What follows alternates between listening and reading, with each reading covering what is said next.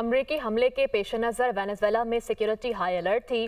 اس کے باوجود امریکی انٹیلیجنس رپورٹس کی بنیاد پر امریکی فوج نے وینزویلا کے صدر اور ان کی اہلیہ کو محل نما گھر سے نکالا اور نیو یارک پہنچا دیا۔ امریکی فوج نے وینزویلا کے صدر کا سراغ کیسے لگایا اور ان کے محل نما گھر تک کیسے پہنچی، جانتے ہیں اس رپورٹ میں۔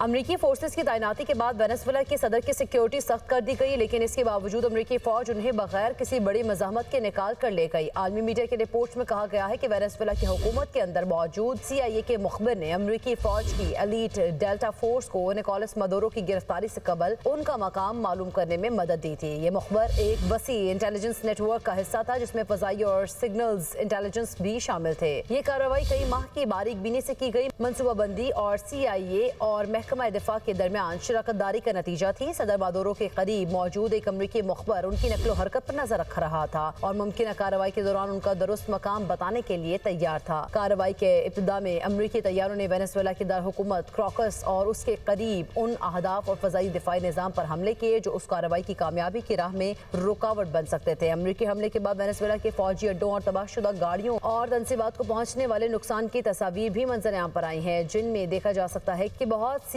فوجی گاڑیاں حقصر حالت میں موجود ہیں۔ امریکی اسپیشل فورسز اور FBI ایجنٹس نے کراکس میں صدر مادورو کے سیف ہاؤس پر دھاوا بولا، جسے بعد ازاں ٹرمپ نے گھر سے زیادہ کسی قلعے سے تشبیہ دی۔ اس گھر میں نصب اسٹیل کے دروازے چند سیکنڈز میں توڑ دیے گئے۔ صدر مادورو نے اس دوران سیف روم میں جانے کی کوشش کی لیکن وہ ناکام رہے۔ امریکی نشریاتی ادارے CNN کے مطابق امریکی فوجیوں نے وینزویلا کے صدر اور اہلیہ کو بستر سے کھینچ کر کمرے سے نکالا اور تحویل میں لے لیا۔ امریکی حملے کے وقت مادورو فوجی اڈے پر بنے اپنے گھر میں تھے۔ پینٹاگون نے کارروائی سے قبل کیریبین میں بڑے پیمانے پر فوجی تعیناتی کی تھی، جن میں ایک طیارہ بردار جہاز، 11 جنگی جہاز، درجنوں F-35 طیارے اور 15,000 سے زائد فوجی شامل تھے۔ CIA کے ڈائریکٹر جان ریڈکلف پہلے ہی کہہ چکے ہیں کہ وہ انسانی ذرائع کی بھرتی کو ترجیح دیں گے۔ امریکی حکومت نے مادورو کی گرفتاری میں مدد دینے والی معلومات فراہم کرنے پر $50 ملین کے انعام کی پیشکش کی تھی۔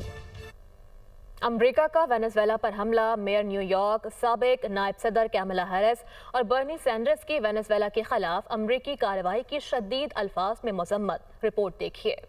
وینزویلا پر امریکی حملے کے خلاف امریکہ سے مخالفتیں سامنے آنے لگیں۔ نیو یارک کے میئر نے میڈیا سے گفتگو کرتے ہوئے کہا کہ صدر ٹرمپ سے ٹیلی فونک رابطہ کر کے وینزویلا کے خلاف کارروائی پر اپنی سخت مخالفت سے آگاہ کیا ہے۔ کسی خود مختار ملک پر یک طرفہ حملہ وفاقی اور بین الاقوامی قوانین کی خلاف ورزی ہے۔ امریکہ کی سابق نائب صدر کیملا ہیرس بھی وینزویلا پر حملے کی مخالفت میں سامنے آ گئیں۔ کہا ٹرمپ کے اقدامات سے امریکہ محفوظ ہوا نہ مضبوط۔ مادورو کا غیر قانونی، ظالم اور آمر ہونا اس حقیقت کو نہیں بدل سکتا کہ امریکی حملہ غیر قانونی اور غیر دانشمندانہ تھا۔ امریکی عوام جنگ نہیں چاہتے۔ امریکی سینیٹر برنی سینڈرز کی بھی صدر ٹرمپ پر شدید تنقید۔ کہا صدر کو کانگریس کی اجازت کے بغیر جنگ چھیڑنے کا اختیار نہیں۔ امریکہ کو وینزویلا چلانے یا اس کے وسائل پر قبضے کا حق حاصل نہیں۔ وینزویلا پر حملہ عالمی قوانین کی خلاف ورزی ہے۔ امریکی صدر کے اقدام نے دنیا کو مزید غیر محفوظ بنا دیا ہے۔ امریکی سینٹ میں ڈیموکریٹک رہنما چیک شومر نے بھی وینزویلا کے خلاف حملوں پر ٹرمپ کو آڑے ہاتھوں لے لیا۔ کہا وینزویلا کے صدر نکولس مادورو کی گرفتاری غیر ذمہ دارانہ اقدام ہے۔ ٹرمپ انتظامیہ نے بارہا یقین دہانی کرائی تھی کہ وہ رجیم چینج یا فوجی کارروائی نہیں کرے گی۔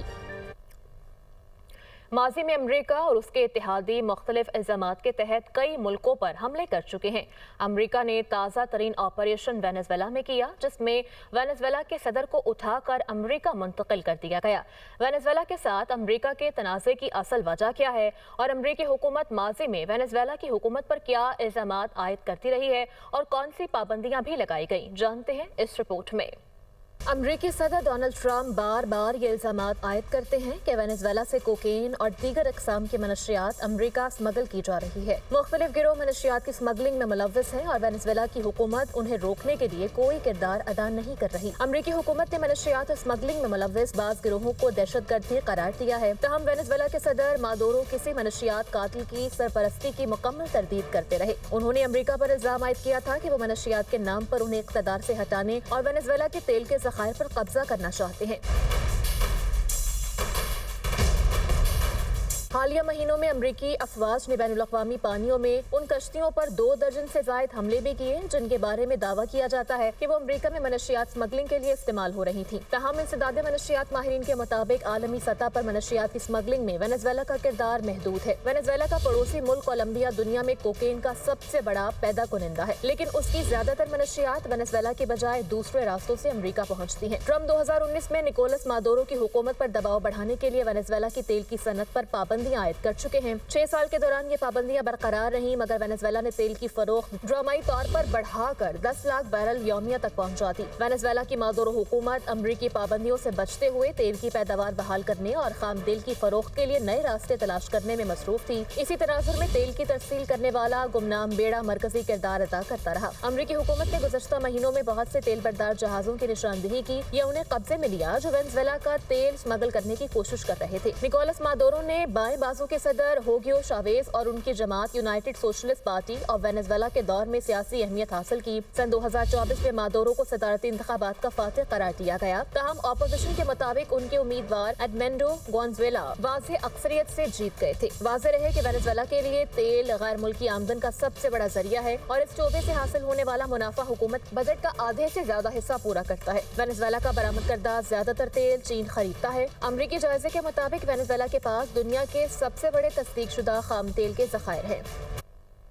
यूएन, यूरोपीय यूनियन और कैरिबियन कम्युनिटी की वेनेजुएला में अमरीकी फौजी कार्रवाई और सदर निकोलस मादुरो की गिरफ्तारी की शदीद मज़म्मत। खबर एजेंसी के मुताबिक आलमी इदारों ने अमरीकी इक़दाम को बैनुल-अक़वामी कानून की संगीन खिलाफ वर्जी करार दिया है। आलमी इदारों ने अपने बयान में कहा कि अमरीकी हमले इलाकाई इस्तेहकाम के लिए खतरा हैं।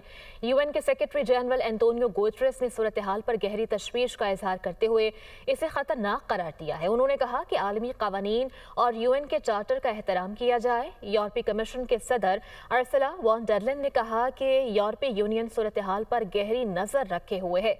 अमरीकी हमले के खिलाफ दुनिया भर से मजम्मतों का सिलसिला जारी है।